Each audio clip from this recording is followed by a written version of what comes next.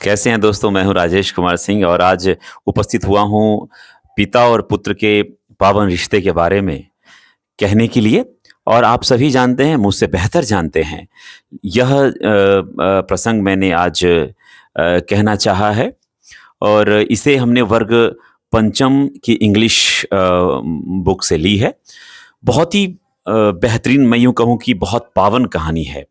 एक 80 वर्षीय पिताजी अपने 40 वर्षीय पढ़े लिखे पुत्र से एक छोटी सी बात पूछते हैं। दरअसल खिड़की के पास एक कौवा आकर बैठता है और पिताजी परीक्षा लेने के लिए अपने पुत्र से पूछते हैं कि बेटा ये क्या है? बेटा बोलता है कौवा है। पिताजी फिर पूछते हैं ये क्या है? बेटा फिर कहता है कौवा है। फिर पूछते हैं पिताजी ये क्या है? तीसरी बार जब वो पूछते हैं तो बेटा कहता है कि आपको दिखाई नहीं पड़ रहा है ये कौवा है? पिताजी फिर चौथी बार पूछते हैं कि ये क्या है?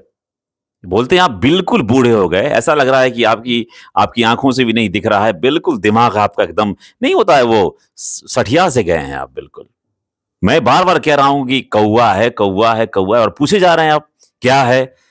पिताजी स्तब्ध रह गए और वो चुपचाप वहां से उठ खड़े हुए और अपने कमरे में गए और वहां से एक डायरी लेकर वो आए और उन्होंने कहा बेटा आप 40 वर्षीय हो चुके हो, पढ़े लिखे हो, अच्छी खासी नौकरी है आपकी, जरा पढ़कर बताना तो। अब तो मेरी आंखों से ठीक ही तूने कहा कि अब तो मेरी आंखों से दिख भी नहीं रहा है, जरा पढ़कर देखना, पढ़कर बताना। जानते हैं प्यारे दोस्तों क्या बात लिखी थी उसमें? इस कहानी का मर्म लिखा था उसमें।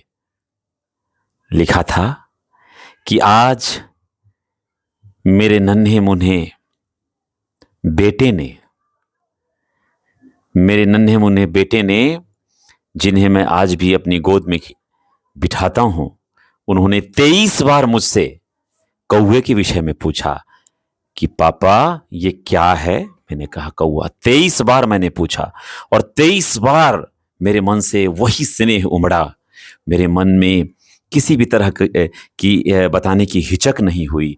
मेरे मन से प्यार 23 गुना बढ़ता गया। मेरा बेटा 5 साल का है और 23 बार पूछा, मैंने 23 बार बताया। अगर वो 100 बार पूछता तो मैं 100 बार बताता। 40 वर्षीय उस पढ़े लिखे, अपने आप को स्टैंडर्ड और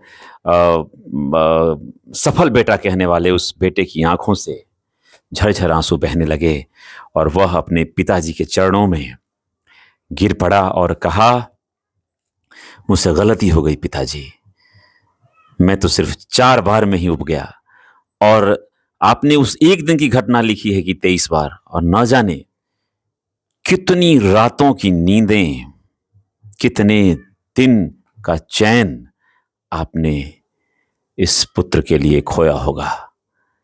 तो दोस्तों यही थी कहानी, और इस कहानी का सार संक्षेप में बताऊं तो यही थी कि जिंदगी में आप जितना भी आगे बढ़ें, जितना भी आगे बढ़ें, लेकिन माता पिताजी से आगे ऊपर नहीं जा सकते हैं। उनको समझिए, उनकी भावनाओं को समझिए, उनकी तपस्या को समझिए, और यदि आज आप नहीं समझिएगा तो कल आपके बच्चे भी आपके साथ वही व्यवहार करेंगे, क्योंकि यह कलयुग है और वैसे भी पृथ्वी गोल है, घूम फिर कर वहीं जाना होता है। बहुत बहुत धन्यवाद। मैं हूं राजेश कुमार सिंह और एक बार फिर अगली कड़ी के साथ उपस्थित होऊंगा। तब तक के लिए दीजिए अनुमति। बहुत बहुत धन्यवाद। अपना ख्याल रखिए। शुभ रात्रि। धन्यवाद।